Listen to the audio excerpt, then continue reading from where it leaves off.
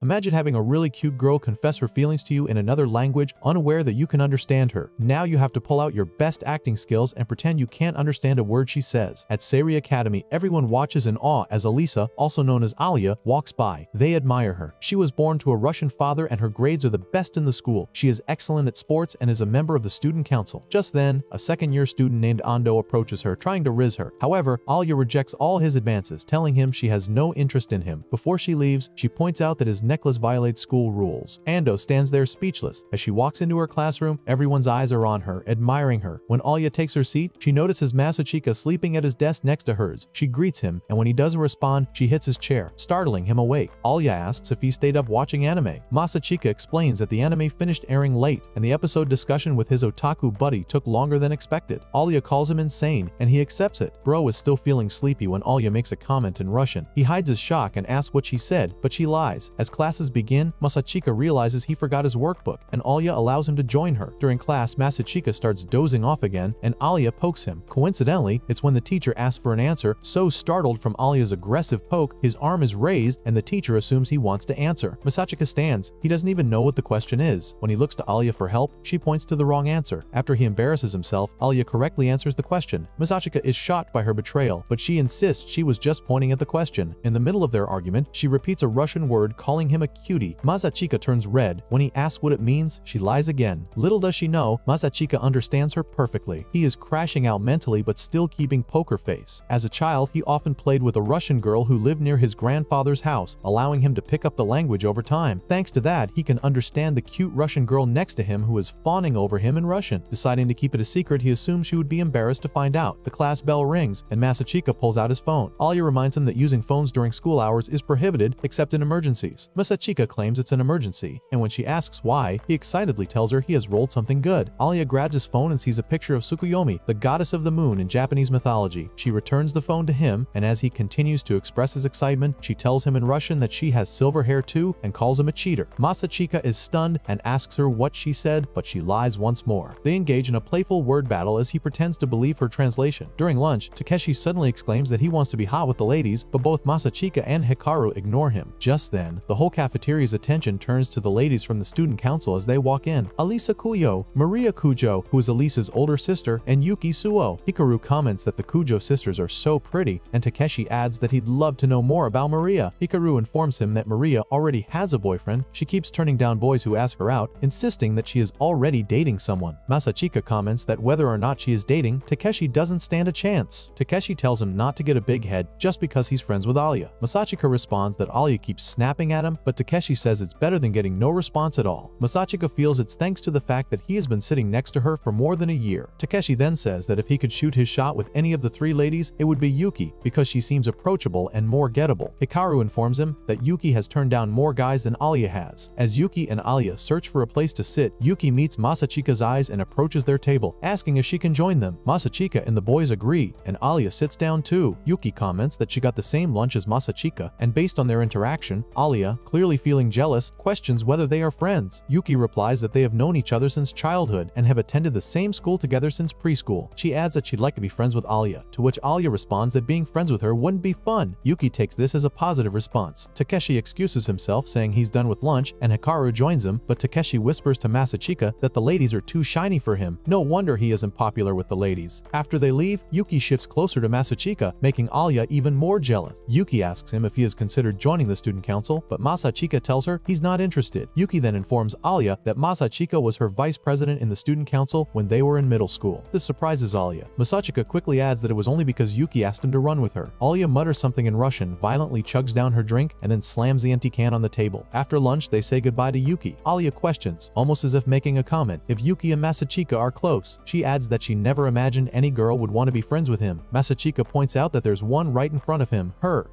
Her. Alia is confused for a moment, then accepts that they are friends before walking away while giggling internally. In the past, Masachika used to play with a Russian girl, and he learned some Russian from her, although he was a bit rusty. At night, they would say goodbye to each other, and she would give him a peck on the cheek. Masachika wakes up, recalling that he studied Russian diligently because he wanted to talk to her, but he doesn't even remember her name. He arrives early at school, as he is on cleaning duty with Alia. After taking care of a few things and admiring his work, Alia arrives. They greet each other, and Alia comments on how it's unusual for him to wake up early. Alia offers to wipe the board later in the day. As Masachika approaches her, he He notices a stain on her socks and assumes she stepped in a puddle, but Aaliyah informs him that a truck splashed water on her. She says she has spare socks with her and then uses this opportunity to ask Masachika about his former position in the student council. Aaliyah suddenly starts pulling off her socks, startling Masachika, who tries to look away. However, when she notices he isn't looking at her, she becomes mischievous and asks him to grab her spare socks from her locker. Masachika agrees, and when he brings them to her, she asks him to put them on for her. Bro is shocked, mouth wide open shocked. Aaliyah teases him a bit, calling him a coward. Masachika decides to help her out. The tables turn, and now she is the one feeling nervous, blushing and all. As he puts the socks on for her, his hand brushes against her leg, causing Aaliyah to panic. She kicks him away, exposing herself, and then hurriedly exits the classroom, leaving him in pain. Later that day, Masachika texts his sister telling her he suspects he might have a thing for legs. Their conversation is headless and somewhat ridiculous. Eventually, Masachika follows Aaliyah to apologize. When she gives him an opportunity to speak, she calls him a leg perv in Russian. He asks for her forgiveness, and she replies that she's not angry anymore. She apologizes for kicking him and asks if he's okay. When she tries to touch him, he gets nervous and his mouth starts running like diarrhea, thanking her for giving him a peek into the promised land. Aaliyah becomes embarrassed and punches him away, cursing at him in Russian before running off. To her surprise, Masachika chases after her, still apologizing. After running around the school for 10 minutes, both of them are tired and take a break. As a peace offering, Masachika hands her favorite drink while being dramatic. She takes a sip and then offers it to Masachika, but in Russian. Masachika realizes she wants to indirectly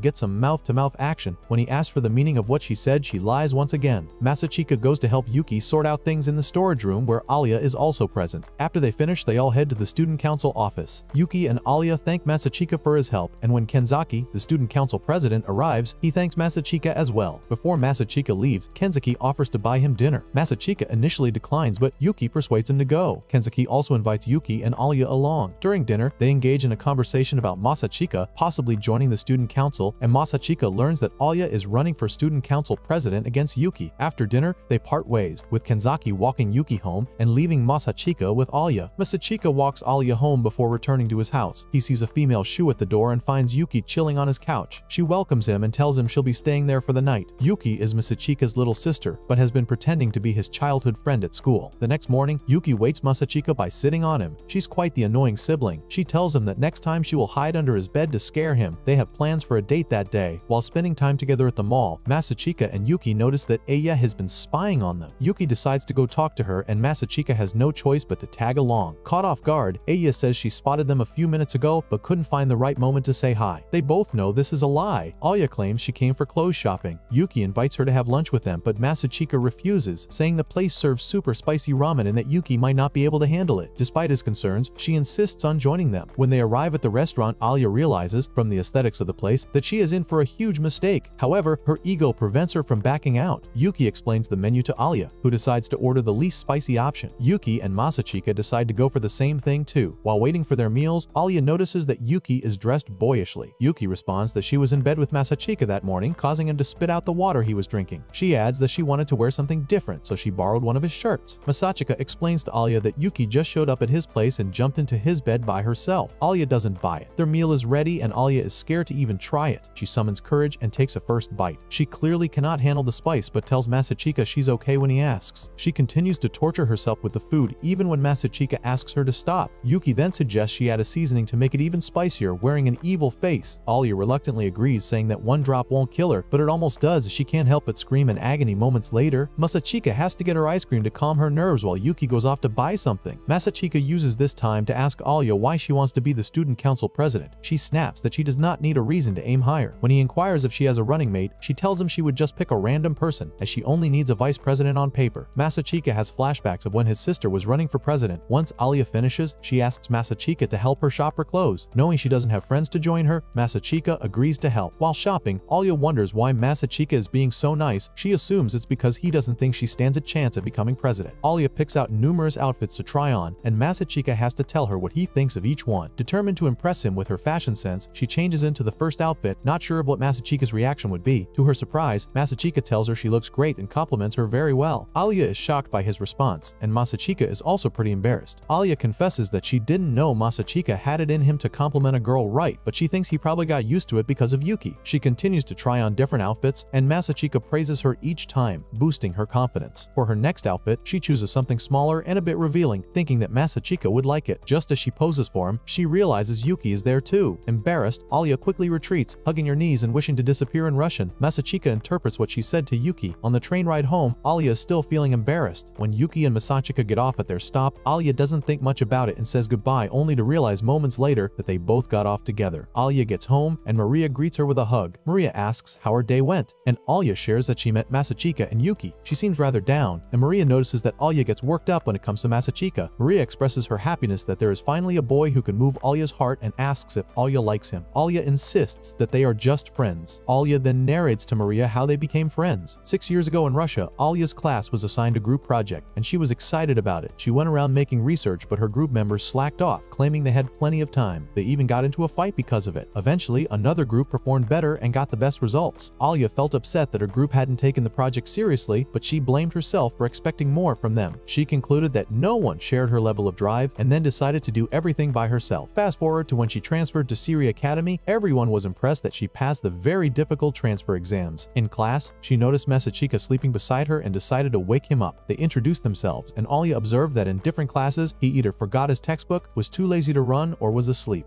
She concluded that even in a prestigious school like RIZZ Academy, some students were slackers. During the school festival, while everyone was making plans for the event, Alya was focused on stitching her dress. As closing time approached, she told 2 girls who approached her that she would stay and work some more. The girls murmured among themselves that it was just a festival, and Alya felt like what happened at her previous school was happening again. She injured her hand again, but was still determined to finish. Just then, Masachika walked in and suggested she go home, assuring her that they could all handle everything together the next day. Alya insisted that she would stay and finish her work. Masachika informed her that the handicraft club had agreed to help with the costumes and that he had received permission to stay late at school. He urged her to go home, stating that there was no point in grinding away alone. Upset by his words, Alya explained that she just wants to make it a good attraction if she's participating in it, and she refused to compromise on the quality. After saying her piece, Masachika told her that school festival attractions aren't meant to be created alone. The whole point is to work together to create something special. Alya was at a loss for words. Masachika apologized, saying he understood she was doing her best and appreciated her effort. She ultimately decided to go home. The next day, festival preparations began, with Takeshi leading the charge and motivating everyone. Everyone played their part, and after a successful festival, they were awarded for their efforts. At the after-party, Alya found Masachika sitting on the steps and asked to join him. He agreed, and while everyone danced, they had a long discussion. At the end of their conversation, Alya thanked Masachika for helping her realize that if she had tried to do everything alone, she would have never experienced the school festival the way she did. She also apologized for lashing out at him. Masachika assured her it was okay, and that he hadn't put in half the work she or Takeshi had. Alya then asked how she could repay him, and he said that he would like to call her by her nickname, Alya. When she asked about what he would gain from it, he replied that he would enjoy the glory of being the only guy who called her by her nickname. Just then, 3 boys approached Alya, asking her to dance with them. While they argued over who would get the dance with her, Masachika took her hand, claiming she was already taken. He led her to the dance floor, and she felt her heart racing. The next day, in school, Masachika was once again asleep. He woke up to find Alya looking at him like he was human garbage, and she remarked in Russian that just when she thought he was cool last night, after her narration, Maria now understands what made Alya fall for Masachika. However, Alya continues to argue that it's not like that, insisting they are just friends. Maria, looking at a locket, says she can relate since she and Sukun were like that. The next day at school, Masachika goes to the student council office to cover for Yuki. Maria introduces herself, stating that he will be going shopping with her. She takes his hand, mentioning that it is a pleasure to meet Alya's friend, but then she suddenly stares at him in shock. Curious, she asks for his name, and after he answers, she seems even more surprised. Maria gets a hold of herself and apologizes. She then says they should get going in Russian. Masachika asks what she said, and she translates for him. They are supposed to buy tea, but Maria wants to buy plush toys for everyone in the council. Masachika tries to talk her out of it, and she eventually settles for just one, a kitty plushie that she feels resembles Alya. As they continue their journey, Masachika wonders if Maria is always this energetic, contemplating how much Alya must be going through having her around. They soon arrive at the tea shop. Masachika offers to hold the plushie for her while she gets the tea. The shop owner gives her a red tea to taste, and she takes it to Masachika to try. Meanwhile, Masachika is reminded of his mom because of the red tea. He then remembers when his father told him that he had decided to live separately from their mother. Masachika is sad but decides to go with his father. Yuki, who is sick, decides to stay with their mother. Maria notices his sad face. She tells him he looks terribly pained and hugs him to comfort him, but ends up burning his back with the hot tea and eventually spilling it. When they return to school, the first thing Kenzaki comments on is the plushie. They show him the supplies they got, and Kenzaki thanks Masachika, saying that if he had left to Maria, the student council office would have become a theme park. He then asks if Masachika has changed his mind about joining the student council yet. Masachika replies no, but mentions that he doesn't mind helping out occasionally. Maria also tries to persuade him to join, but Masachika insists that he isn't worthy of being a student council officer. Kenzaki tells him that he was a fine vice president in middle school, but Masachika says he didn't have a goal and didn't use his position to achieve anything. Kenzaki Kensuke explains that there's nothing wrong with that, sharing that he joined the council to win the heart of the girl he loved. Masachika is surprised. Kenzaki shows him a picture of himself from the past and tells Masachika that he wasn't good at anything and didn't like school very much until he fell for Chizaki, who is now his girlfriend and the vice president of the student council. He worked hard to become a man worthy of being her boyfriend, and becoming the council president was part of that. Kensuke points out that Masachika doesn't need a suitable reason to join. Maria adds that it doesn't matter why he joins, only what he does with his time there. Masachika recalls a moment from middle school when Yuki told him to always be there for her, and he tells him he'll think about it. He then asks about Alya, and they inform him that she went to settle a dispute between the baseball and soccer teams. After getting a gist of the dispute from Kensuke, Masachika excuses himself, deciding to check in case they're fighting. Meanwhile, Alya is trying her best to mediate the dispute, but the players aren't listening, and their argument drowns out her voice. Feeling helpless, Alya calls out for help, though in Russian. Just then, Masachika walks through the door. He announces that the student council sent him for backup and introduces himself as student council's general affairs. From Masachika's point of view, as he is approaching the soccer team room, he hears their argument alongside Alya trying to calm them down. He knows it won't work since both sides are too heated, but he says that it's good experience for her. Telling her to hang in there, he turns to leave when he hears Alya's cry for help. Alya is surprised to see him, but with his support, they're able to reach a perfect conclusion and settle the dispute. On their way back, Alya asks him how he handled it so easily, and he explains that he just used the information he had to propose the right solution. As they continue their walk, they meet Kenzaki waiting for them. Masachika realizes that it was all a setup to persuade him to join the student council, but he decides to go ahead and join anyway. Kenzaki is pleased and tells him to come to the office right away. On their way home, Masachika talks about how he feels he got played into joining the council. Alya interrupts him, asking if he decided to join the council to help Yuki with her election. Masachika questions if she would give up on becoming president if he says yes, but she firmly states that she's determined to run, even if it means going up against him. Masachika knows she wouldn't give up. She has always been driven. He declares his intention to support her, assuring her he will be there for her. Alya is at a loss for words. Masachika stretches out his hand, asking her to take it. So, moved to tears, Alya takes his hand, and he tells her they are a team. She says something in Russian. In that moment, Masachika recalls his childhood friend, realizing he still has the ability to feel all mushy. Alya picks up that he's thinking of another girl and tightens her grip on his hand. He tries to explain, but Alya thinks he was thinking about Yuki. She tells him to take her hand and connects it with his face, causing Masachika to fall. Defeated, Alya offers her hand to help him up, and they continue their journey home. Masachika comments that it's the first time a girl has ever slapped him. Alya is worried whether he hurt himself in the fall, but he assures her he's okay. They share a light-hearted conversation until Alya arrives at her house. She kisses Masachika goodnight and goes inside, while he stands frozen like a statue, hands on his cheek. On Masachika's walk home, he reflects on everything he said to Alya on school grounds and finds it all corny. He recalls Alya saying she loves him in Russian and realizes that she was genuinely flirting with him, contrary to his initial belief that she was just playing a "does he know what I'm saying?" game. He brushes it off, thinking that she must have gotten caught up in the moment just like he did. Masachika believes she's probably cringing as well. Remembering his parents' arguments, he feels love is a flimsy emotion that isn't worth pursuing. Upon arriving home, he notices Yuki's shoes but recalls that she told him she would be busy. He then realizes that Yuki must have been part of the plan to get him into the student council, which is why she lied about being busy so he would cover for her. He opens the bathroom door to find Yuki cleaning herself. He doesn't look away, and Yuki quickly covers herself, calling him a perv. Masachika knows she set the whole scene up, knowing she probably got out when she heard him closing the front door. Yuki stops pretending and drags Masachika back when he tries to leave. She asks if he isn't curious to know why she did it. She explains that they have lived together for years and he has never walked in on her changing, saying it should happen at least once in their lives. They engage in a playful argument and she tells him it's her way of making it up to him for tricking him. Masachika bursts her bubble by saying that showing her body wouldn't make any difference. He tells her that showing off is a turnoff and that peeking is where the fun really lies. After they leave the bathroom, Yuki stays in Masachika's room to dry her hair. She asks if he has decided to join the council, which gives him the chance to inform her that he has decided to support Alya instead of her for president. Yuki dramatically complains that Alya has taken her brother away from her, cussing him out, and they have an unserious argument for a while. Eventually, she tells him to make it up to her by brushing her hair. With no other choice, Masachika agrees to help her. Masachika apologizes for choosing Alya, but Yuki tells him not to apologize, as it's now a sibling rivalry. Masachika assures her that he isn't sick of her. As Yuki leaves, she reassures Masachika that he can come back to her anytime he gets tired of Alya. Outside his door, she feels relieved that he has found someone who can motivate him, but declares that she still won't give up. The next day, Masachika wakes up alone, without any disturbance from Yuki, and he feels she's really hurt and imagines her crying in bed. He figures he has to make it up to her. Once his feet touch the ground, Alya grabs his leg from under his bed. His scared reaction is funny to her. When she tries to get out, she realizes she's stuck and asks Masachika for help. Instead, he tries to suffocate her. At school, Alya is on edge, waiting for Masachika to show up. She tries to act casual but gets caught off guard when she hears him greeting his friends. He also says hi to her, and she notices he's glowing. She realizes he doesn't seem like his usual self and thinks he looks really hot, but immediately scolds herself for having such thoughts. In class, Masachika doesn't don't doze off. Alya assumes he's stepping up his game for her. She remembers all he told her the previous night. Suddenly, a ball comes flying toward her, and she serves it like a pro. Meanwhile, Masachika gets hit in the head with a ball and has to step outside for a little break. Alya goes out to meet him and asks if he's okay, genuinely concerned about him. Alya checks to see if Masachika is okay, but his gaze wanders to her chest area. He can't take his eyes off her and thinks to himself that peeking is really where the fun is. Alya then tells him to drink some water, and they walk to a nearby tap. After he finishes drinking, the way Alya drinks has an effect on him, and he has to cool his head, literally. Maria approaches and helps Masachika dry his hair with her towel. However, Alya drags him away, saying they need to head back. They walk hand in hand, and Masachika thinks Alya might cuss him out, but to his surprise, she simply asks if he's okay. That's when Masachika realizes Alya believes he got wet to cool off the part the ball hit him. He tells her that he's fine and shifts away when she tries to touch him. He wonders if she has entered a lovey-dovey phase. Curiously, he asks why she's being so nice to him. Alya responds that he hasn't been himself all day and that she's worried something might be wrong. Masachika guesses he's that way because he wasn't fully over letting Yuki down. He tells her nothing is wrong, just that he skipped breakfast that morning. Alya's face flushes red as that's not what she was thinking at all. Masachika adds that he had a good night's sleep, which is why he didn't doze off in class. Alya becomes upset. She couldn't sleep last night, not after what happened. Masachika tries to reason with her, but she walks away, saying she was foolish for worrying about him. She tells herself there's no way she is in love with him. After school, Masachika asks Alya if she wants to go to the student council office together, but she ignores him and leaves. He decides to join her anyway. Right in front of the office, they see some guys from the baseball and soccer teams apologizing before running away. As they approach and open the door, Shizaki stands fierce with a bamboo sword. Masachika considers running, but she stops him, apologizing for thinking the soccer and baseball guys had come back. Alya asks what they did, and Chisaki replies that she was scolding them for giving Alya a hard time when she went to settle their dispute. It dawns on Masachika why the boys call her boss. Chisaki looks to Kanzaki for support, but he just laughs and jokes about the situation, which makes her start hitting him. Masachika thinks it's an adorable sight, or maybe not. Maria walks in, apologizing for being late, and tells the couple not to play too much in the office. Chisaki then apologizes to Kanzaki for hitting him hard, but he assures her it's okay. Masachika doesn't see how any of that is romantic, but Alya tells him to watch his mouth. Masachika cracks a pun related to Chisaki and the reason they call her boss, which Alya finds hilarious. Maria comments on how close they seem, causing Alya to immediately switch up. Just then, Yuki arrives, and they begin the student council meeting. Masachika introduces himself as the new member responsible for general affairs and as Alya's running mate for the election. Masachika concludes his introduction and Tioya welcomes him. For a start, Masachika is to follow and assist Maria. Being that he has been a vice president before, Tioya is positive Masachika will catch up quickly. In the meantime, Masachika is to work with the other members, with part of the reason being that they're heavily short-staffed. Yuki mentions heading to the art club to discuss their upcoming exhibition. She says she'll need the company of Alya as the treasurer since she suspects that the budget will come up. Alya agrees to go along, but Masachika knows something is about to go down, hopefully not teeth. Alya suspects she and Yuki have the same thing in mind, so she speaks first. She asks to speak with Yuki, and when Yuki agrees, they head into an empty classroom. Alya mentions she is running for president with Masachika, but Yuki says she's already aware. Alya adds that she has no intention of apologizing, and Yuki is fine with that because although she doesn't like the fact that Masachika isn't on her side, it is fully I gratition. She isn't mad at Alya as well. Alya is curious but pauses as she's about to ask what's on her mind. As though knowing what was on Alya's mind, Yuki affirms that she loves Masachika. She boldly stresses the fact like she is trying to bait Alya into confessing her feelings for Masachika. Yuki is plain and asks Alya if she has feelings for Masachika. Alya stutters and is fidgety. She says Alya is a dear friend. She tries to evade the question, stating that she won't talk about it. Yuki has expectations. She pressures Alya into spewing. Alya is indecisive on whether or not she likes Masachika, but at the same time mentions that she wouldn't let Yuki have him. Concluding, she states that Masachika is hers. Yuki is a bit satisfied with what she has gotten so far, and as though she's saving the interrogation for another time, she suggests they continue their walk to the art club. Just before they leave, Yuki requests to call Alya her casual name, and since Alya doesn't have a problem with it, she agrees. Heading out, Yuki asks Alya to address her with her casual name as well. Alya is still under the after effects of the confrontation, feeling like she said something crazy back there. Masachika and Maria are neck deep in their work. Unlike Maria, who is, according to Masachika, performing like a well-oiled machine, Chisaki is clumsy. Tuya even has to find a way to get her to be someone else's problem. Tuya apologizes on her behalf, explaining to Masachika that although she's always like this, she's an important asset to them in club and committee discussions. Masachika totally understands, as everyone has flaws. Maria suggests a break and decides to make tea. She loves making tea and does it on her own, refusing Masachika's offer to help. While she's on it, their conversation on Russian doctrine sparks Maria's curiosity about his knowledge of Russian culture. Masachika says he watched a lot of Russian movies with his grandfather, which is his cover-up story. Following the Russian style, she serves it with jam. Masachika tries the tea and it's delicious, and in that moment, it reminds him of his mother's love for tea. Soon, Yuki and Alya are back. Alya takes her seat next to Masachika, with her excuse excuse being that she doesn't want to sit at the corner of the table following some superstition of bad luck. Reading the energy Alya is giving and the look on Yuki's face, Masachika is certain that something really happened. He confirms the superstition with Maria, who explains that unmarried people who sit at the corner of the table will remain unmarried according to the superstition. Maria teases Alya, asking if she has found someone to marry, but Alya asked her to drop it, saying she just doesn't want to sit there. She adds in Russian that marriage isn't in the plan yet. Although Masachika is on the same page with that, given that they are still teens, something about the way she said it makes them all weirded out. The day is over and they conclude the work for the day and thereafter say goodbyes. Masachika and Alya walk home together. Masachika still suspects something happened between Alya and Yuki. He makes a stop and suggests they stop by the nearby restaurant to discuss some issues regarding the elections. Alya is fine with that, but expresses her disappointment that it isn't a date in Russian, which Masachika can very much understand. Alya's meals are all surgery contents, and in her defense, she claims that she is exhausted and needs a lot of sugar. Masachika takes the opportunity to ask if anything happened between Yuki and her, but Alya disaffirms in the most disbelievable way. She bluntly asks Masachika if he and Yuki are dating, and Masachika highlights that they are not. Masachika explains to Alya, who is still confused, that Yuki is only messing with her to see her reactions. Masachika gets to business, bluntly mentioning that they can't beat Yuki. She's currently the frontrunner in the election and has a lot of influence. The number of contestants has reduced a lot as people have given up on trying to beat Yuki. While he continues his rant about the elections, Alya is focused on the fact that they're basically on a date and wonders why he's insensitive about that. She starts gulping up her food to get Masachika's attention, and it works. She decides to set the mood herself, offering to feed Masachika. After much convincing, Masachika receives the food from Alya, and the rest of the people in the restaurant look like they've just seen a ghost. While staying there, Masachika notices Taniyama walk by. Alya calls his attention back to their strategic discussion on how to beat Yuki. Masachika mentions that they can't face her head-on. He adds that they need to run a campaign that appeals to the students as well as rally them to their side. Following President Tuya's story, his contesting for the position was first published as a joke, but as time went by, he changed for the better. People seeing his progress rallied by him. The bottom line is to make the public see that Alya puts the work into achieving what she wants. Just then, Masachika thinks back to the spoon Alya fed him with, still wondering what to do with it. Alya wonders about the same thing, but Masachika comes up with a plan. He makes an order and also requests a new spoon. As everything gets delivered, Alya mentions he didn't have to go through the trouble. Following her belief that Masachika was fond of girls, she teases him about getting flustered for such a minor thing. Masachika is surprised at how casually she is taking the scenario. Alya says in Russian that Masachika is the only one she'd do it with, and Masachika is honored, thanking her in his mind. He wouldn't want to blow his cover now, would he? Back to business. Their first opportunity to show the students Alya's efforts is the term's closing ceremony. Targeting to present a speech, Alya wonders what she should make her speech up of, but Masachika assures her she'll be okay being herself. Masachika's meal looks really spicy, like the main meal is just mashed peppers. He confirms to Alya when she asks that the food is good. As he offers to give her some, he remembers that she's not good with spicy foods. Alya, on the other hand, doesn't want to back down as that'll expose the fact that she can't handle spicy food. Unfortunately, a whole chili pepper comfortably sits in the portion she is given by Masachika. Masachika notices this, but his dark side gets the better of him. Alya digs in and now probably has the same experience as an amateur fire-breathing dragon. The effect lasts even until their way back, but Alya assures Masachika she is fine as he asks. Alya is curious about what Yuki will do and who her new partner would be, but Masachika doesn't think it matters as Yuki is already popular on her own. He mentions that they're cooked if Yuki brings along people like Taniyama. Taniyama once closely rivaled Yuki back in middle school. He wonders in his mind if she gave up on being a president. Whoever Yuki chooses, they'll know eventually. The next day, Yuki introduces her new partner, Ayano. Ayano introduces herself, but Masachika looks uneasy. From his reaction, Yuki's threat level has increased. It's like being down 4 goals and then Messi decides to join the other team. Great, now you're really doomed. It seems as though Masachika and she are familiar with each other. Masachika strolls down the hallway, only to be interrupted by the call of his name. Ayano pops up, startling Masachika, who didn't see her earlier. After apologizing for startling him, Ayano asks for a moment of Masachika's time. As the discussion commences, Masachika asks Ayano to get straight to the point. Confirming that Masachika has decided to run with Alya in the presidential elections, Ayano mentions that Gensei, Yuki's grandfather, isn't pleased with the turn of events. He can't believe Masachika will stand in Yuki's way after abandoning the Suo name. Recalling everything Gensei said about his decision to go with his father, Masachika hates the fact that he's now trying to behave like their family. Ayano came to confirm on her own accord that Masachika is running with Alya. She mentions that her job is to assess anyone who's a threat to Yuki. Ayano questions the trust she had in Masachika, that he'll never do anything to hurt Yuki, and Masachika mentions that it isn't his intention to hurt Yuki. She's curious as to why Masachika is willing to betray and hurt his sister for Alya, and suspects it's because he has special feelings for her. Masachika clarifies that this isn't so, mentioning that he promised to help Alya win the elections and he intends to do that. Masachika asks Ayano to deliver a message to Gensei, telling him to take up any issues he has with him in person and not bother Yuki. Bro is really aura farming here. Ayano requests that Masachika promise his love for Yuki will remain the same, and Masachika mentions that whatever happens, Yuki is still the most important person in the world to him. He is determined to do this. Ayano is surprised but understands and concludes their discussion, taking her leave. Masachika can sense her disappointment. In class, Hikaru and Takeshi are on an idol magazine. In the course of their discussion, they ask Masachika which of the idols is his favorite. He isn't into those kinds of things, but after being pressured, he is forced to choose one. The idol he chooses awfully resembles Alia and Takeshi, and Hikaru feels he's into those types of girls. They also suspect he's making a move on Alia since he addresses her by her nickname. Masachika corrects and explains that he doesn't see Alia that way. Just then, Alia arrives. She basically judges Masachika for being with such a magazine even when he shifts the blame to Takeshi. They change the topic of their discussion, now discussing their type of girl. Alia somehow finds a way to fit herself into the description Masachika gives, but her happiness doesn't last as Takeshi and Hikaru start talking badly about her characteristics. Unknowingly, Masachika notices Alia is hurt, and they try to correct this, but Takeshi does too much, which only worsens things. Alia seizes the magazine and takes her leave. Ayano reports everything about her discussion with Masachika to Yuki. She still idolizes him, and from the way she talks, Yuki suspects she has feelings for Masachika. Ayano, however, says she doesn't, and according to her, just serving him is enough for her. She sounds like a depressed AI who just wants to stand on business. Ayano tells Yuki that according to Masachika, she is still the most important person to him, and this makes Yuki really excited. Yuki is okay with Masachika being on the opposing team, as that'll make for a better challenge than Alia, whom she doesn't see as a threat. She's curious about what change Masachika will affect, because things aren't looking good for his team. She is filled with excitement as she'll face off against her brother, who has always been better than her in everything. It's almost like leisure time at the student office as they play a card game. Yuki absolutely wrecks Alia, as she has the advantage in trickery and high IQ games. Masachika, Toya, and Chisaki watch and assess the game. They deduce that Alia is just too easy to read. Ayano serves them some drink, and Toya compliments her unique behavior. As he suspects, Ayano confirms that she was trained by her grandparents, who used to work for Yuki's grandparents. According to her, it isn't a family business. She chose to do this because she admires her grandparents. She mentions that she started on the path back in 2nd grade, with part of the reason being that she had realized that Yuki is worth serving. There was a brief stutter there as she was about to say Masachika instead of Yuki. Masachika seems upset that she almost slipped up and asked to speak with her privately. Away from others, Ayano apologizes for almost outing his secret, and Masachika is fine as long as the others didn't notice. Toya asks if not making a sound is a skill in being an attendant, and Ayano answers that his grandparents severely taught her that. Maria later joins them as according to her, Alia asked her to leave. Alia and Yuki now face off intensely, and Toya hopes they don't end up fighting, but Masachika and Maria can somehow tell that Alia is enjoying herself. They run out of drinks, and Maria goes to get some together with Masachika. To their surprise, Toya memorizes their orders just by hearing them once. On their way, Maria thanks Masachika for siding with Alia. Alia hasn't really had anyone to lean on, and Maria thanks Masachika for being there for her. Masachika asks Maria if she deliberately hides her responsible side from Alia. Maria pauses as if preparing for a typical dramatic speech. She doesn't deny that she tends to be a bit relaxed around Alia, but she acknowledges that Alia is very hardworking and focused when she sets her mind to something, which Maria admires about her. All she does is for the benefit of Alia as a good sister, and Masachika commends her for that, promising not to tell Alia about anything they discussed. Maria also mentions that Masachika also tries to be lax, but he states that, unlike her, he doesn't have a good reason and is just looking out for himself. Maria pats him on the head, which is uncomfortable for him. He wonders why she's able to break through his shell. Alia is walking down the hallway at school when a certain schoolmate calls her attention. She introduces herself to be Sayaka and asks to discuss with Alia. She criticizes Alia for running alongside Masachika, deeming it a classless move. She accuses Alia of stealing the running mate that Yuki had targeted. The situation escalates into a full-blown quarrel, attracting the attention of other students. Masachika rushes to the scene to intervene. He explains to Sayaka that he joined Alia of his own accord, but Sayaka doesn't believe him. She wonders what motivated him to team up with a transfer student. Masachika mentions that he spoke with Yuki about it and that she is fine with it, adding that whatever Sayaka is going on about is wrong. Sayaka is asked to apologize to Alia, but she believes Masachika is in the wrong. Sayaka approaches him and challenges him to a student congress. It almost seems like she requested trial by ritual combat or some serious duel, and the news spreads throughout the school. Sayaka is very serious about this, which comes as a shock to Masachika. Sayaka believes that Masachika should not be in the student council or the presidential election. Alia insists on taking part in the congress with Masachika because they are a team. After much conflict, Sayaka finally agrees and plans to humiliate both of them. Toya announces the topic of the student congress debate to both Masachika and Alia. He doesn't get why they're agreeing to do it, but they explain that winning the debate will gain them legitimacy to compete in the elections. Alia adds that Sayaka insulted them both, so she needs an apology. Masachika sees this as an opportunity to introduce themselves. Toya understands and decides he'll make the announcement. Yuki volunteers to draft the announcement and wishes them good luck. Masachika and Alia study hard in anticipation of the debate. Amidst the study, Alia asks Masachika if he and Sayaka are on bad terms, wondering why she did all that she did. Masachika explains that they had mutual respect for each other, and he doesn't know why she did it. His best guess is that she feels he is joining the elections for nothing important, coupled with the fact that he ditched Yuki for a stranger. Alia feels guilty as this is all because of her. She is determined to win, and Masachika is on the same page. On the day of the debate, Sayaka's partner Nonoa meets them. She is all upbeat and introduces herself to Alia. She goes on ahead after some small talk. Masachika mentions that Nonoa is Sayaka's childhood friend. She is popular and influential, which is such an asset. He asks Alia to focus on Sayaka. The students don't really know much about Alia, only that she has good grades. Alia is on the stage, unsure if she can do it. She is conflicted, and the crowd doesn't get along with her presence either. Just then, Masachika calls her, snapping her out of her nervousness. He helps her calm down and gets her head in the game, remembering their goal. Tuya announces and starts the debate. Sayaka starts strong. Her points are concise and fact-based. Using the POV of the students, she's again to get them to her side easily. It is now time for the opposition, Alia. Alia confidently goes to the stage, and following Masachika's advice, she begins. She debunks Sayaka's argument and is doing so well that the crowd is divided between the two sides. Masachika is proud of this. She concludes her speech and a round of applause follows. The real debate starts, and Sayaka comes along with thought-provoking questions, but Alia answers them all. This is getting troublesome for Sayaka as she underestimated Alia all this while. Just then, Nonoa's scheme creating chaos in the audience commences. This distracts Alia's flow. She is now confused and stutters, not knowing how to respond. Masachika steps up in style to help out. Taking the stage, Masachika ends the debate in an upbeat manner. Using Tuya as an example, he clarifies the need to let the students choose their own leaders. His speech is quick and carries the crowd along. Sayaka is agitated and rushes out of the scene, and following right after is Alia. Nonoa accepts defeat and the motion is withdrawn. As Sayaka continues weeping as she runs, Alia holds her back. Surprised that she's crying, Alia asks her to air out her mind. Sayaka feels hurt and betrayed because Masachika chose to support Alia over Yuki, breaking the bond they once shared as a close trio, which she admired. She had made peace with losing to them and abandoned her dream because of them, and she took her frustration out on Alia. Nonoa arrives at the scene and assures Alia that she has things under control. Just before leaving, Alia mentions that she's sure Masachika made the right choice and she'll work hard to prove it to Sayaka. As Alia leaves, Nonoa advises Sayaka to apologize to Alia when she's all calm. Yuki has been watching it all. Feeling like they won't stand a chance against her, she claims Masachika's team lacks killer instincts and it'll be their downfall. Her big boss act gets ruined as Ayano doesn't catch on early and is frank, admitting that Masachika and Alia performed wonderfully. Alia talks to Masachika about everything Sayaka said. She promises to work hard to prove that he made the right choice, and Masachika promises to do the same. Alia asks Masachika why he chose to run with her and not Yuki. Although his explanation isn't clear to Alia, he explains that he helped Yuki mostly because he felt obligated by his guilt, the guilt of leaving her behind. Things are different now according to Masachika, and he is doing this because he wants to. He asks Alia why she is running with him and she replies in Russian, her usual undercover comments. At the Su mansion during dinner, Jensei brings up Yuki's school politics. He knows that she may not be as gifted as Masachika, but insists that she must not lose to him. He emphasizes that she needs to live up to the expectations placed upon her, as she now holds the responsibilities that Masachika ran away from. Yuki's mother, Yumi, sits quietly through the conversation. Once dinner is over, Yumi approaches Yuki and asks if she is still close to Masachika. Yuki says yes, which seems to satisfy Yumi, who had been worried. Later in her room, Yuki asks for a hug from Ayano, who readily gives her one, helping Yuki feel better. At school, some boys are praising Masachika for his victory in the Congress and ask him a few questions. He goes to his seat first and exchanges greetings with Alia before redirecting the questions to her. The boys hesitate, but Masachika signals Hikaru to ask a question, which Alia answers. Masachika is pleased to see her interacting. However, when the other boys begin to mock Sayaka, Alia becomes uncomfortable and asks Masachika for a moment outside. He makes an excuse and follows her. In the student council office, Alia and Masachika discuss Sayaka's situation. Masachika argues that they did nothing wrong, but Alia wants to help Sayaka, and he finally agrees, reminding her that he's there for her. Alia is touched. Meanwhile, Masachika senses a disturbance. It's Tuya and Shizaki hiding. He decides to pretend ignorance to their rom-com, but Alia is about to initiate their own rom-com scene. To divert her attention, Masachika calls out the hiders, who sheepishly come out, making excuses. Everyone agrees to act as if they saw or heard nothing. Once outside the office, Alia behaves like a girl who just confessed to her crush and runs off in embarrassment. In a different classroom, Nonoa is sitting with her friends when Masachika approaches her to speak privately. They go into an empty classroom where Masachika asks for her help in restoring Sayaka's image. He suggests spreading a rumor to explain why Sayaka left that day. Nonoa asks if that won't bring his victory into question, but Masachika doesn't mind that. Nonoa agrees to help, believing she should clean up her friend's mess anyway, and then takes her leave. Once again, Masachika uses his observation haki to find Ayano and Yuki, who are hiding behind the teacher's desk. Yuki explains that they noticed him approaching an enemy and decided to eavesdrop. Unfortunately, Masachika sees through her lie, so Yuki confesses that they were pretending to have a secret meeting, unaware that an actual meeting would happen there. Just then, Alia finds them, but misunderstands the situation and decides to give them privacy. Masachika tries to stop her, but she walks away. away, Yuki takes the opportunity to tease him. As usual, upon returning to her class, Nonoa starts a rumor that Sayaka only ran away because she was upset over Nonoa's plants in the audience. Meanwhile, Masachika explains himself to Alia, like a boyfriend caught doing something sus. Alia doesn't buy his excuse, so he gives up. He then suggests they study together after school. After school, they're studying in the student affairs office with Alia sitting too close to Masachika. He thinks to himself that it's fine as long as nobody sees them. The universe smirks, and just then, the door opens to Yuki and Ayano. Yuki immediately starts teasing her brother. Both girls walk into the room, and Yuki asks if they can join. Alia refuses in Russian, but when Masachika asks, she says it's fine, then adds in Russian that she'd rather be alone with him. Masachika almost loses his cool at how adorable she is. As they continue studying, Alia notices that Masachika has just been reading the solutions. Masachika explains that it's easier to cram the solutions than to understand the process of solving them. Ayano and Yuki confirm that this is just his style of studying. Masachika then asks Ayano if there's anything she doesn't understand and offers to explain it to her, but Ayano refuses. While they're chatting, Alia notices something odd and asks if they are really just childhood friends. Masachika says they are and asks why she is curious. Alia replies that they seem unusually close for childhood friends. At that moment, Maria walks in and goes straight to making her divine tea for everyone. She discovers a book Masachika claims was confiscated from someone. It's about hypnosis. Maria wants to try getting hypnotized. Despite her pleas, Alia refuses to do it, so Maria turns to Masachika, who agrees to help. Following the instructions in the book, Masachika begins to read out the commands. He instructs her to fall into a deep slumber when he claps his hands, and surprisingly, it works. Everyone is shocked. Masachika quickly checks the book for how to undo the hypnosis. He recites the command and touches her shoulder, causing Maria to wake up. She asks why he stopped after saying he would clap his hands. Masachika is shocked that she doesn't remember. Alia remains skeptical, so Yuki suggests that she should also get hypnotized to confirm if it's true. Alia agrees to the idea. Masachika proceeds with the hypnosis again, and Yuki wonders why Maria is getting hypnotized again. Then she has a mischievous idea. She suggests that he should make them completely unrestrained and have them strip. Ayano suggests revealing their deepest, darkest secrets, which Yuki says is also part of being unrestrained, so they decide to go with that. Yuki takes it upon herself as the evil mastermind to say the command. Both girls immediately stand up and begin approaching Masachika. It turns out to just be head pats. Maria is giving both Masachika and Alia infinite head pats. Suddenly, Alia stands up and starts taking off her clothes. Maria joins her. Masachika panics and tries to snap Alia out of it, but it doesn't work. Yuki tries as well. Same result. The siblings stand there, panicking and unsure of what to do. Just then, Chizaki walks in, looking confused at the scene before her. Yuki quickly explains everything. Without hesitation, Chizaki performs a reset karate move that puts the girls to sleep. Alia and Maria wake up on the couch, confused. Yuki suggests they get dressed first, and it's only then that they realize their current state. They scream, while Masachika looks away innocently. Chisaki approaches him, offering him a reset as well for seeing the girls unclothed. At home, Masachika struggles to focus on studying. He keeps getting distracted by the thought of his favorite anime about to air. He realizes that he has forgotten how to put in the work. Just then, his phone rings. It's Alia. Masachika answers the call and teasingly asks if she called because she missed him. Alia responds in Russian, asking what's wrong with that. She then explains that she called to check if he's studying since he mentioned he tends to slack off when he's alone. Alia proposes a bet. First, she asks him about his goal for the exams, to which Masachika replies that it's to place in the top 30 for their grade. Alia says that if he meets that goal, she will grant him one wish, anything he wants. However, if he fails, he will have to do whatever she asks. Masachika accepts the bet. Somehow, the topic of their ages comes up and Alia insists that they are the same age. Masachika disagrees, pointing out that she was born in November while he was born in April and has already turned 16. Alia falls silent, prompting Masachika to conclude and end the call. Alia actually called because she was spooked by a scary movie. Now she's offended that he didn't tell her about his birthday. 5 days later, after the exams, Masachika suggests they walk home together to discuss the closing ceremony. Alia agrees coldly. On the way home, Masachika notices something is off. Alia hasn't flirted with him in Russian since that phone call. When she tries to bring up the closing ceremony, he interrupts her to ask why she's been acting differently. Alia complains that he cared enough to notice but didn't invite her to his birthday party. Masachika denies having a party, but Alia finds it hard to believe. Eventually, she realizes that birthday parties aren't as common in Japan as they are in Russia. Masachika teases her about wanting to celebrate with him so badly. Alia explains that in Russia, not inviting someone to your birthday party sends a clear message that you're no longer friendly with them. Just as Alia is about to walk away, Masachika asks her to celebrate his birthday with him, even though it's 3 months late. He wants them to remain friendly. Alia smiles slightly, and they continue their walk. The next day, they meet up as planned. Masachika is stunned by Alia's outfit. While walking to their destination, he notices people doing double takes at her. Alia says it's the price of being beautiful. Masachika assumes she must get hit on a lot. and Alia confirms it, especially on weekends. She mentions that she deals with it by rambling in Russian until they walk away. Masachika is relieved to know she doesn't handle it with violence, but when Alia asks what he was thinking, he casually replies that he's just glad she doesn't let any pickup artist sweep her off her feet. Alia jokes about him being possessive, as if he were her boyfriend. Masachika responds that he tends to act like a boyfriend when on a date. Alia suddenly realizes it's a date and, in Russian, says that it's her first. Masachika is stunned but remains calm, thinking to himself that maybe she means it's her first date with him, because there's no way she hasn't been on a date before. They arrive at the restaurant and Masachika feels proud for choosing the right spot. However, Alia bursts his bubble by saying she already knows the place. Once seated, Masachika finally brings up the closing ceremony. He explains that first, the presidential candidates lay out their motivations and policies, followed by their running mates who state why they're backing him or her. The crucial part is that there isn't any formal polling, but there's something similar. After each pair speaks, the audience reacts, applauding for the pair they want to win, while the other pair could get total silence. Masachika can't see Alia and himself getting a reaction like Yuki will, so he suggests their goal should be keeping the gap manageable. He also suggests they should try to make their speech first, since the first pair usually gets a muted response while the crowd weighs their options. He thinks this would provide a perfect excuse, even if Yuki beats them. Alia doesn't seem pleased. Masachika brings up other options, but these aren't clean, like playing mind games with Yuki and Ayano. This doesn't sit well with Alia. She argues that it would be different if the other team tried to provoke them, but she's sure they wouldn't go that far. Masachika starts to say something, but just then, their food arrives. He makes a toast to himself, and they clink glasses before digging into their meals, both agreeing that it's delicious. Alia thanks Masachika for resolving Sayaka's situation for her. She then begins teasing him for blushing, calling him cute. She's not even hiding it behind Russian anymore. She offers him a piece of steak as a token of appreciation. Masachika notices that she gets bold when she thinks he's flustered. As he takes the steak, he remembers how she couldn't use the spoon after him last time and wonders what she'll do now. But our girl is unfazed and uses the fork right after. Masachika thinks to himself that she's got him where she wants him. After their meal, Alia pulls out a gift. Masachika is delighted and thanks her as he immediately opens it. It's a fancy mug, and he loves it. The next day at school, during the parent-teacher meeting, the student council members have a quick gathering while waiting for their parents. Maria goes to make tea as usual and declines Ayano's maid instinct to help. During the meeting, Tuya and Shizaki still manage to get romantic. Maria serves the tea and settles down, and Masachika notices that she's still bothered by the hypnosis incident. When Tuya's parents arrive, the meeting ends. Masachika offers to help Maria tidy up. While they do the dishes, Masachika apologizes for the hypnosis incident. Maria replies that it's okay since she initiated it anyway. She then asks what she did while hypnotized. Masachika tells her, and she's relieved to learn that's all she did. Now feeling bold, she confronts him about him seeing her undress. Masachika says it was unavoidable, which offends Maria, but he finds her adorable rather than intimidating. She pulls his cheeks, warning him not to embarrass a girl like that, to which he responds obediently. Maria's mother arrives, so she has to leave, and Masachika offers to finish tidying up. Now, it's just him and Yuki remaining. Yuki immediately begins teasing her brother. Oh wait, Ayano is there too. Yuki doesn't mind and accuses Masachika of being cold and distant, making him feel guilty. She's jealous of the time he spends with Alia, acting like a spoiled child despite being in school. She asks him to spoil her. Masachika sighs but agrees. He then pulls a cringeworthy act, calling her his little kitten. Yuki laughs, leaving him embarrassed and no longer wanting to continue. Yuki claims she was just kidding and tries to convince him it was cool, but he refuses to listen anymore. Just in time, his grandpa, Kuze, arrives. When Masachika goes out to meet him, he immediately questions Kuze's mafia outfit. Kuze thinks it's cool and even puts on glasses to complete the look. While they wait for their turn to meet the teacher, Kuze asks if Masachika's father is too busy to attend this time. Masachika explains that his father was just moved to the Japanese embassy in England this year, so he likely has a lot on his plate. Kuze thinks he should at least make time, but Masachika insists it's fine. Kuze begins teasing him when Alia steps out of the staff room, followed by her mother, Akemi. Kuze overreacts, embarrassing Masachika, who blamed his reaction on his obsession with Russia. Akemi steps forward, happy to finally meet Masachika. She mentions that Alia often talks about him and lights up when she does. Kuze suddenly appears in front of Alia, asking her to join their family by marrying Masachika. Masachika feels embarrassed. As Alia and Akemi leave, Akemi also teases her about marrying Masachika. After Masachika and Kuze meet the teacher, they coincidentally meet Yuki and Yumi in the hallway. Masachika is reminded of childhood memories as Kuze and Yumi greet each other. When Masachika was younger, he tried hard to please his mom. One day, he had a piano performance, but she didn't seem impressed. After that, he practiced relentlessly, so much so that his mom yelled at him to stop. Masachika wakes up with a fever, having unearthed too many painful memories. He opens his door to see who's ringing at the bell. It's Alia! Yuki told her about his cold and asked to bring him some medicine. Alia asked to be let in, mentioning that Yuki requested she nurse him, though that's not true. Once inside, she observes his room and remarks in Russian that it smells like a boy. Alia asks if he would like porridge or borscht. She recommends borscht, but Masachika doesn't want to wait 4 hours for it, so they decide on porridge instead. Alia checks a guide on how to cook porridge and notices the mug she gifted him, pleased to see that he's using it. Masachika's temperature is high when Alia returns with the porridge. He's impressed by her her apron look. He takes a scoop of the porridge. It's yummy. When Alya asks where his parents are, Masachika explains that his dad is at work and there's no mom. After finishing his meal, Masachika thanks Alya and says he's going back to sleep and she can leave whenever. However, Alya insists she'll stay in the living room to study, reminding him to focus on himself first. By night, when Masachika wakes up, he thinks Alya must have left by now but is surprised to see her and Ayano engaged in a stare-down. Upon noticing him, Ayano hurriedly comes to his side asking him to lean on her. Masachika cautions her to be careful or he might get cancelled. Alya supports his statement, suggesting Ayano should back off. Ayano refuses, asserting that it's her duty as his maid. Alya points out that she is Yuki's maid, not Masachika's. Ayano stutters and claims Yuki ordered her to look after Masachika, thus it falls under her responsibilities. She tells Alya to go home and prepare for the next day. Curious, Masachika asks what tomorrow is and Alya responds that it's nothing special, just school. As she prepares to leave, she asks Ayano to take care of him and says goodbye to Masachika. Ayano then brings in the borscht that Alya made for him, which also tastes great. After taking his medicine, Masachika feels sleepy again and heads back to bed. Ayano sits by his bed like a creep, probably planning on watching him go to sleep. Masachika orders her to return to Yuki's and call it a night. She obeys. Masachika thinks to himself that he should have used that card earlier. The next morning when Masachika wakes up, Ayano is already there. He realizes he has overslept again but mentions he feels better today. Ayano is relieved and goes to prepare lunch. By the time Masachika has his first meal, school has already ended for the day. Ayano brings him his medicine as well. Something bothers Masachika. He asks to see the medicine's package. He discovers it contains stuff that make him sleepy. Masachika asks why Ayano didn't warn him about this, to which she apologizes, confirming that it was Yuki who told Alya to get him that medicine. Masachika decides to go to school. Ayano tries to dissuade him, then says that it's too late anyway. Masachika rushes to school, overhearing some students praising Yuki as their queen. Masachika is upset. He hadn't expected Yuki to make her move yet. When he finds Alya in their classroom looking sad, she apologizes for messing things up. Then she explains everything that happened. The previous morning, after Yuki instructed Alya to deliver the medicine to Masachika, Yuki invited Alya to make a guest appearance on the lunchtime broadcast the following day, pushing until she agreed. Yuki had said that Alya seemed too laid back, questioning if she was even trying to compete with her. Then, Yuki revealed her Hishoka smile and walked over like a villain, warning Alya of the danger. Alya realized that there's more to the guest appearance. Yuki advised her to be cautious, especially since it was happening while Masachika was out sick. Alya was fearless and claimed that Yuki was underestimating her. She prepared as best she could, but Yuki still caught her off guard. After school ended, Yuki first apologized to Alya for her previous attitude, saying that she didn't want their friendship to sour. Alya accepted her apology. Yuki told Alya about losing her older brother who had been very talented years ago, leaving her with the pressure of living up to her family's expectations. She explained this was her motivation for running for president. Just as the broadcast was about to go live, Yuki asked Alya why she wanted to be president. Alya was discombobulated and stuttered during the broadcast. Alya tells Masachika that it was a complete disaster. He thinks that was a clever move Yuki made. While Alya feels disappointed in herself, Masachika interrupts her. He explains that she was playing right into Yuki's hands. Yuki wasn't trying to take the lead using the broadcast. She just wanted to throw Alya off her game ahead of the closing ceremony. Alya realizes this and takes a deep breath, thanking Masachika. He smiles, strokes his chin, and then laughs, realizing Yuki got them good. Alya looks away, blushing, and says in Russian that she likes the look on his face. It suits him. A while later, they are still in the classroom. Alya admits that she doesn't have a clear answer as to why she wants to be president. She confesses she is pursuing it for herself, while Yuki has a strong reason. Masachika reassures her that it's okay if her motivations aren't as noble as Yuki's. He tells her that she is captivating, earnest, and hardworking, and encourages her to keep her chin up, assuring her that her charms in no way pale in comparison to Yuki's. Alya giggles. She says it sounded like he was professing his love to her. Masachika is flustered and denies it. Alya thanks him again, feeling her confidence returning. She realizes there's no point in comparing herself to Yuki, even though she is carrying on her late brother's spirit. Masachika can't believe his sister made Alya think he was dead. He attempts to clarify things for her, but just then, Nonoa walks in, accompanied by Sayaka. Sayaka apologizes for her recent behavior, and Nonoa does the same. Alya graciously accepts their apologies. Sayaka wants to announce her loss in the student council election, but Masachika stops her, suggesting she can repay Alya's goodwill in another way. Sayaka asks what he has in mind. Masachika shares his plan with them. Sayaka insists she won't side with their team since she still believes he should return to Yuki's team. Masachika responds that there is a reason he chose Alya, and says that Sayaka is beginning to see it too. He's right. Sayaka agrees to join, followed by Nonoa. Masachika then turns to Alya, stating they have a chance at beating Yuki. Alya is surprised, as she thought they were only aiming for a draw. Masachika says he changed his mind after Yuki's little stunt. Now, they need to destroy her. In the school auditorium, Alia practices her speech while Masachika watches. When she finishes, he tells her that it was good enough, but Alia expresses concern about the crowd that will be present. Masachika advises her to focus on delivering her message, but Alia is unsure if she can engage the audience like he did. He responds that much of it comes from experience and suggests a trick. Alia agrees to give it a try. Yuki and Ayano join them on stage. Yuki pretends not to have done anything wrong, and Masachika warns Alia not to be fooled, saying Yuki's mask is starting to crack. Yuki asks Alia to confirm that they are still on good terms, and Alia assures her that they are. Masachika says he's happy for them, but Yuki senses that he isn't truly happy with her. Masachika denies this but goes on to talk about what Yuki did. He doesn't know if to teach her a lesson or be proud of her for the attempt. Yuki feels intimidated. Just then, Tuya, Shizaki, and Maria join them. They need to decide who will speak first tomorrow. They agree on a coin toss, but Masachika insists that someone other than Yuki or Ayano should toss the coin. If Alia guesses correctly, they get to choose the speaking order. If she guesses wrong, Yuki will choose. Maria volunteers to do it. As she tosses it, Yuki considers her options. If she goes first, she'll set the bar high and can score a decisive victory. But if she goes second, the first pair will get polite applause, and it won't be an outright domination. Although she wants to go first, she is also curious to see what Masachika will do. His intimidation was unexpected. Gravity finally wakes up and the coin lands. Alia guesses incorrectly, so Yuki gets to choose. Yuki thinks about it a bit more. She assumes that the broadcast thing is still bothering Alia, and that Masachika would want to play safe by going first for a polite applause. Finally, she decides to go first, thinking she'll crush them. Tuya confirms that Yuki will speak first, followed by Alia. Everyone agrees. The next day, after speeches from the student council members, it's time for the presidential candidates to present their speeches. Yuki appears confident as she approaches the podium. She introduces herself, receiving some support from the audience. Then she talks about one of her visions, taking students' opinions seriously and fulfilling their wishes. She doesn't fail to mention her experience as a middle school president and her current role as an officer in high school to add credibility to her claims as she ends her speech. The audience is impressed and applauds loudly. Ayano follows Yuki with a calm speech, pointing out several strengths that Yuki possesses. Meanwhile, Aya and Masachika realize the other team truly came prepared to stomp them. However, Masachika is also ready. When it's Alia's turn, the students are still clapping and talking among themselves. She starts her speech, but it isn't until they realize that she's speaking in Russian that they quiet down to listen, confused written all over their faces. Seeing that she has their attention, Alia switches to Japanese and apologizes for her use of Russian, blaming it on her nervousness. The students finds this amusing. This was the trick Masachika suggested during their practice sessions, and it worked. Alia introduces herself and delivers her speech, portraying herself as a very hardworking individual who supports teamwork. She acknowledges that she may not have a strong track record and might lack in certain areas, but she urges the audience to watch her grow into the president they deserve. As her speech ends, the students begin to applaud, many rising to their feet. Masachika praises her performance. It's now his turn. Masachika takes the stage, taking on the character of a jovial vice president and making jokes. He then addresses the burning question, why did he leave Yuki for Alia? Masachika explains that it's not about experience or mental strength, it's about charisma. He describes Alia as straightforward and her speech as genuine and heartfelt. He believes she is the right person for the presidency and asks for the students' support. He announces that when Alia becomes student council president, Sayaka and Nonoa will join her as officers. Yuki does not look pleased. The other students are surprised and impressed, and they applaud enthusiastically as the team takes their bow. Backstage, Alia thanks Sayaka and Nonoa for their support and promises not to let them down. She feels confident. Yuki's motivation will not overshadow her anymore. Meanwhile, Yuki accepts her defeat for now, just for today. Unfortunately, Masachika did not make it into the top 30, but Alia came in first and Yuki second. He is not too disappointed. As they leave school, he asks what she wants for their bet, but Alia hadn't thought about it. She thought he would win. At their lockers, he suggests she start calling him by his first name. It becomes terribly awkward as Alia tries it, but they agree to go with it. Once outside, Masachika nervously asks if they can meet up during summer break to prepare for the election. Alia gladly agrees.